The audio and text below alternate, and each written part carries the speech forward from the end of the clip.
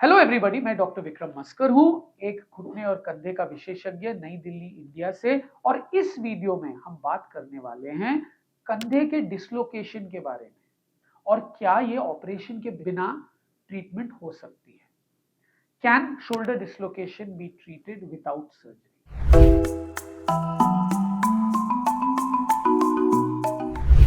Now shoulder is a joint made of two main bones, glenoid जो आपका socket है और ह्यूमरस हेड जो बॉल है।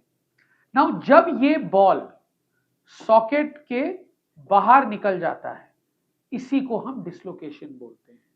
सबसे कॉमन है ये डिसलोकेशन, मतलब बॉल जो है ये सॉकेट के आगे निकल जाता है और नीचे निकल जाता है, एंटीरियर डिसलोकेशन।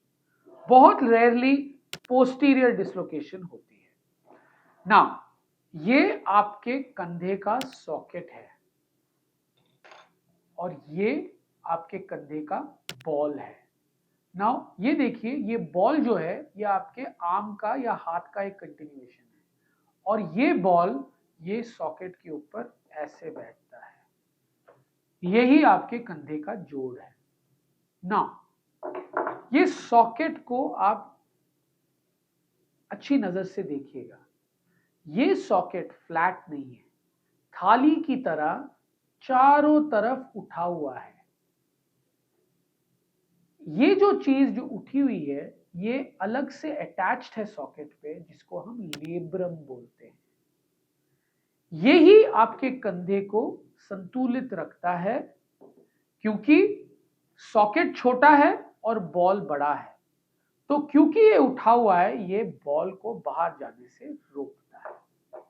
इसके अलावा आप देख सकते हैं कि सॉकेट गहरा है थोड़ा यहां पे बीच में, और सॉकेट के चारों तरफ ये मांसपेशियां हैं और ये सारे मांसपेशियां कंधे को संतुलित रखती हैं। जब बॉल सॉकेट के बाहर निकलता है तो ये वो उठा हुआ एरिया, बैंकिंग या लेब्रम को चीरते हुए बाहर निकलता है। नाउ जब ये चीरते हुए बाहर निकलता है तो ये लेब्रम हड्डी से डिटैच हो जाती है।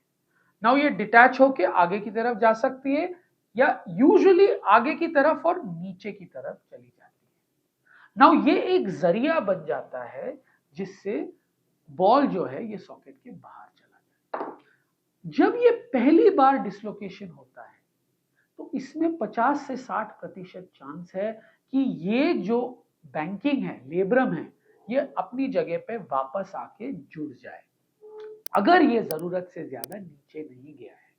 अगर ये जुड़ जाए तो थोड़ा बहुत ऊपर नीचे होता है। कंधे को संतुलित आप रख सकते हो अपने दूसरे मैकेनिज्म्स को स्ट्रॉन्ग करके, क्योंकि भगवान ने एक ही राजा नहीं बनाया है, उसके साथ राजा के साथ प्रजा भी दिया है, कैबिनेट भी दिया है। कैबिनेट मतलब कैबिनेट राजा का काम कर सकता है, मे नॉट बी उस लेवल तक, पर वो मैनेज कर सकता है। और कंधे का कैबिनेट है ये मांसपेशियां जो कंधे के चारों तरफ है। अगर आप ये मांसपेशियों को मजबूत कर सकते हैं तो ये काफी हद तक ये लेब्रम का काम कर सकते हैं, पर ये यूजुअली पहले डिसलोकेशन तक ही सीमित है। अगर आपका डिसलोकेशन फिर से हुआ है तो चांसेस बहुत कम है कि ये फिर से ना हो, तो तब दूरबीन का ऑपरेशन ही एक सॉल्यूशन होता है। आपका डिसलोकेशन हुआ है, आप कैसे ऑप्टिमाइज कर सकते हैं कि आपको ये फिर से ना हो? तो अगर पहली बार हुई है तो आपको कंधे को इमोबिलाइज करनी है, मतलब इसको रेस्ट देना है, इसके मूवमेंट्स बंद करने हैं। वो आप कैसे करोगे? एक विशेष पट्टी आती है जिसको हम शोल्डर इमोबिलाइजर बोलते हैं। ये आपके हाथ को बिल्कुल बदन पे चिपकाता है और आपके फोर आर्म को बदन पे चिपकाता है ऐसे, और दो स्ट्रैप्स होती हैं, एक आर्म पे और एक फोर आर्म पे, जो इसको ऐसे बांध के रखती है। ये तकरीबन 2 से 3 हफ्ते पहनना ही पहनना है, फिर निकाल के फिजियोथेरेपी शुरू करना है। अगर ये दूसरी बार हुआ है, तीसरी बार हुआ है, तो ये शोल्डर इमोबिलाइजर का कोई काम नहीं है, मतलब जरिया बन चुका है। वो दूरबीन के द्वारा उसको रीअटैच या वापस अपनी जगह पे जोड़ना अनिवार्य है। अब हम बात करते हैं थोड़े से एक्सरसाइजेस के बारे में जिससे आप अपने मांसपेशियों को मजबूत कर सकते हो कंधे में। नाउ ये जो आप देख रहे हो ये एक रेजिस्टेंस बैंड है। ये अलग अलग कलर्स में आते हैं। अलग अलग कलर अलग अलग रेजिस्टेंस को सिग्निफाई करते हैं, कम से ज्यादा। तो आप अपने फिजियोथेरेपी ट्रेनर से पूछ सकते हो कौन सा कलर का सही है। ये इसके ऊपर है कि आप कौन से स्टेज हो रिहैब के। जब आप स्ट्रेंथनिंग बस शुरू कर रहे हो तो लो रेजिस्टेंस, और जैसे स्ट्रेंथनिंग इंप्रूव होता है तो हाई रेजिस्टेंस बैंड्स। नाउ ये कोई भी ऑनलाइन पोर्टल स्पोर्ट शॉप में आपको मिल जाएगा।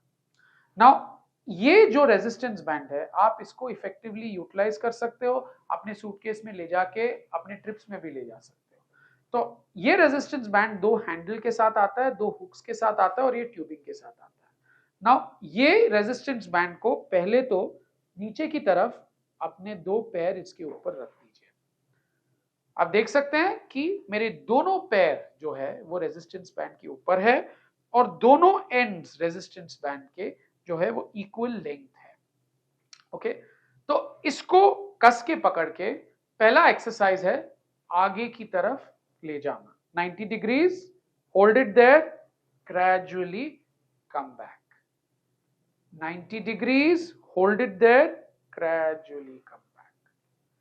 दूसरा है abduction, take it up, hold it there, gradually come back, take it up, hold it there, gradually come back. Third, rotation. Rotate your shoulders like this, holding it tight, rotate your shoulders like this forwards, rotating it tight. Second is take it backwards, 1, 2. These are the 4 main exercises for strengthening. पर ये supervision में करना चाहिए, ये एक सही stage पे शुरू करना इंपॉर्टेंट है ताकि मांसपेशियां मजबूत हो। आई होप आपको इस वीडियो से काफी जानकारी मिली है, आप कैसे ऑपरेशन से बच सकते हो पहले डिस्लोकेशन के बाद कंधे में। If you like my videos please like and subscribe to my channel and follow me on Instagram. Thank you.